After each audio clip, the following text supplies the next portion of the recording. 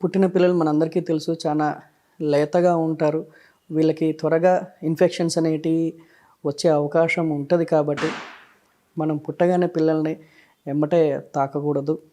First dry and warm cloth తోటి వాళ్ళని శుభ్రపరిచి, దాని తర్వాత ఎవరైతే డైరెక్ట్ కేర్ టేకర్స్ అంటే తల్లి గానీ, అమ్మమ్మ గానీ, నానమ్మ గానీ ఇలా కేర్ టేకర్స్ ఎవరైతే ఉంటారో వాళ్ళు కూడా హ్యాండ్ వాష్ ప్రాపర్‌గా చేసుకొని సోప్ తోటి ఎస్పెషల్లీ దెన్ డ్రై హ్యాండ్స్ చేసుకున్న తర్వాతనే వాళ్ళని పట్టుకోవడం మంచిది.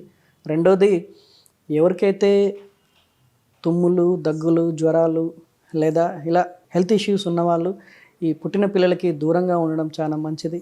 లేదు అంటే ఇది త్వరగా ఆ పుట్టిన పిల్లలకి అంటుకొని వ్యాధులు వచ్చే అవకాశం ఉంటుంది. అండ్ మూడోది మనం చూడవలసింది ఈ ఈ మధ్య అందరము సెల్ ఫోన్స్ క్యారీ చేస్తున్నాము. సో వాటిది ఫ్లాష్ ఆన్ చేసి మరి ఆ పుట్టిన పిల్లలకి ఫోటోలు, వీడియోలు షేర్ చేయడం జరుగుతుంది. ఇది మాత్రం అసలు చేయకూడదు. ఈ ఫ్లాష్ ఆన్ చేయడం వల్ల ఆ లైటింగ్ అనేది పిల్లల లేత కళ్ళల్లో, కనుపాపల్లో పడడం వల్ల వాళ్ళ రెటీనా దెబ్బతిని విజన్ ఇబ్బంది అయ్యే అవకాశం ఉంటుంది. కాబట్టి ఈ విధంగా మనము చేతులు ప్రాపర్గా హ్యాండ్ వాష్ చేసుకొని పిల్లల్ని ముట్టుకోవడము. రెండోది వాళ్ళకి తొడిగే బట్టలు కూడా ప్రాపర్గా శుభ్రపరిచినవి, కొత్తవి అయినా సరే శుభ్రపరిచినవి ముఖ్యము. ఎటువంటి పాత బట్టలు, మరకలున్న బట్టలు మాత్రం వేయకూడదు. మనము ఈ ప్రశ్నలో రెండో భాగానికి వస్తే, ఇవాళ రేపు అందరము safe institute delivery or hospital delivery అంటాము. అంటే ఇటు తల్లిపరంగా ఎలాంటి సమస్యలు ఉన్నా లేదా పుట్టిన బిడ్డ ఎమ్మటే ఇబ్బందులు ఏమన్నా ఎదురైనా వారికి ఇమ్మీడియట్గా అడ్రస్ చేయడానికి అన్నట్టుగా మనము ఐదర్ ఎనీ హాస్పిటల్ ఆర్ ఇన్స్టిట్యూట్లో డెలివరీలు చేయించుకుంటున్నాం. కాబట్టి బిడ్డ పుట్టగానే వారి యొక్క ఆరోగ్య పరిస్థితులను మనం గమనించుకొని పిల్లల డాక్టర్గా ఉన్న మేము పిల్లల ఆరోగ్యాన్ని గమనించి దానికి తగ్గట్టుగా 3 రకాల వ్యాక్సిన్స్ అంటాము, బర్త్ వ్యాక్సిన్స్ అంటాము. వీటినే బీసీజీ అంటే మనం అందరికీ తెలుసు, ఎడమ భుజానికి వేస్తాము. అది 2 నెలల తర్వాత లేదా 3 నెలల తర్వాత చిన్న మచ్చలాగా పడి లైఫ్ లాంగ్ ఉంటుంది. అండ్ రెండోది ఓరల్ పోలియో వ్యాక్సిన్ అంటాము, అంటే పోలియో చుక్కలు. అండ్ మూడోది హెపటైటిస్ బి వ్యాక్సిన్ అంటాము.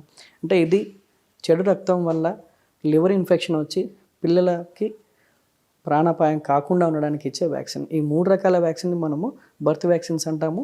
ఇవి అయితే పుట్టగానే కానీ లేదా పుట్టిన 24 గంటల లోపల ఆ పర్టికులర్ పీడియాట్రిషియన్స్ ఇస్తారు.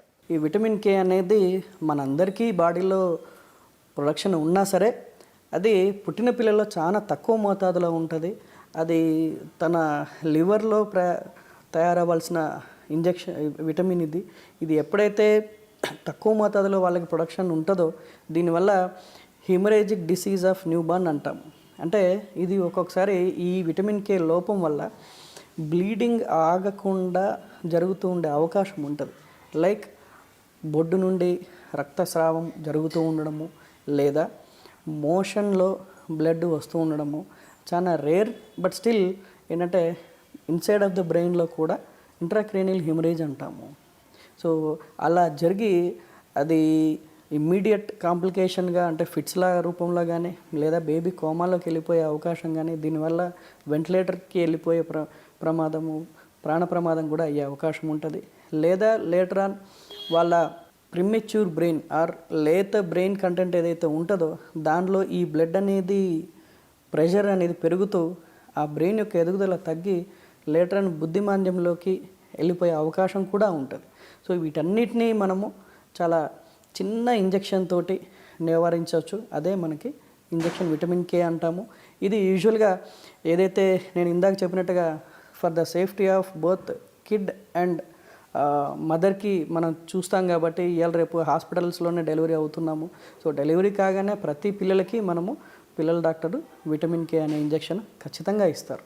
పుట్టినగానే లేదా పుట్టిన 6 అవర్స్ లోపల మనం ఇచ్చుకుంటే చాలా మంచిది. లేదా ఒకవేళ మనం ఖచ్చితంగా తెలుసు అది విటమిన్ కే ఇంజెక్షన్ ఇవ్వలేదు అని కానీ లేదా డౌట్ఫుల్గా ఉన్నా సరే వితిన్ 48 అవర్స్లో ఇస్తే చాలా మంచిది. 48 అవర్స్ తర్వాత ఇచ్చినా కానీ లేదా ఆ రక్తస్రావం సంబంధించిన ఇబ్బందులు ఎదురైనప్పుడు కూడా ఇవ్వవచ్చు. కాకపోతే ఒకసారి కాంప్లికేషన్స్ డిసీజ్ స్టార్ట్ అయిన తర్వాత మనం ఇవ్వడం వల్ల పెద్దగా ఉపయోగం ఉండకపోవచ్చు. ఎప్పుడైతే విటమిన్ కే ఇంజెక్షన్ అనేది పుట్టగానే ఇవ్వాల్సిన ఇంజెక్షన్ని ఒకవేళ ఇవ్వలేని పరిస్థితుల్లో ఉన్నప్పుడు అది మొదటి 24 లేదా 48 గంటల్లో ఇవ్వడం చాలా మంచిది. లేదా దానివల్ల ఇవ్వకపోవడం వల్ల వచ్చే దుష్పరిణామాలు ఎలా ఉంటాయంటే, మనం ఇందాక చెప్పుకున్నట్టుగా ఈ బ్లీడింగ్ డయాసిస్ అంటాము. ఏదైతే vitamin K dependent clotting factors అనేటివి ఉంటాయో అవన్నీ కూడా ఈ పుట్టిన బిడ్డ యొక్క లివర్లో తయారవలసినవి సరైన మోతాదులో తయారవ్వకపోవడం వల్ల ఈ మ్యూకస్ మెంబ్రెయిన్స్ నుండి ఇలా బ్లీడింగ్ అయ్యే అవకాశం ఉంటుంది. దాన్నే మనము అదే హిమరేజిక్ డిసీజ్ ఆఫ్ న్యూబార్న్ సంబంధించి ఎస్పెషల్లీ చూసేది మోషన్లో కానీ, అండ్ ఫీమేల్ బేబీస్ అయితే పర్వేజనల్ బ్లీడింగ్ అంటాము, అది కానీ, లేదా బొడ్డు నుండి అంబిలికల్ కార్డ్ నుండి కూడా ఇలా బ్లీడింగ్ అయ్యే వూజింగ్ అనే అయ్యే అవకాశం ఉంటుంది. దీనివల్ల రక్తం తగ్గుతూ రక్తస్రావం జరిగినప్పుడు పిల్లలు ఆబ్వియస్గా ఎనీమియా అనే కండిషన్లోకి వెళ్ళిపోతారు. దానివల్ల అది ఎక్కువ మోతాదులో బ్లీడింగ్ అయినప్పుడు ఒక్కొక్కసారి బ్లడ్ కూడా ఎక్కించాల్సిన పరిస్థితులు వస్తూ ఉంటాయి ఆ ఎనీమియాని మనం ట్రీట్ చేయడానికి. అండ్ రెండోది చాలా కాంప్లికేషన్ ఏంటి అంటే, ఇవి మెదడులో బ్లీడింగ్ అవ్వడం, ఇంట్రాక్రేనియల్ హిమరేజ్ అంటాం. సో ఇంట్రాక్రేనియల్ హిమరేజ్ అయినప్పుడు ఒక్కొక్కసారి మనం పట్టుకుంటే కూడా బిడ్డ మాడు చాలా గట్టిగా తగులుతుండడము, అండ్ రెండోది ఫిట్స్ లాగా రావడం కానీ, లేదా మూడోది బిడ్డ పూర్తి మత్తుగా ఉండి ఏడవకపోవడము, పాలు తాగకపోవడము, లేదా బాగా ఇరిటబుల్గా ఉంటూ పాలు అసలే మాత్రం తాగని పరిస్థితులు, అన్కన్సోలబుల్ క్రై అంటాము, ఇలా కానీ, లేదా పూర్తి కోమా స్టేజ్కి వెళ్తూ ఒక్కొక్కసారి ప్రాణాపాయ పరిస్థితుల్లోకి వెళ్ళే అవకాశం కూడా ఉంటుంది దీనిలో. వీటన్నిటిని కూడా మనము ఈ సింపుల్ విటమిన్ కే అనే ఇంజెక్షన్ ద్వారా నివారించవచ్చు.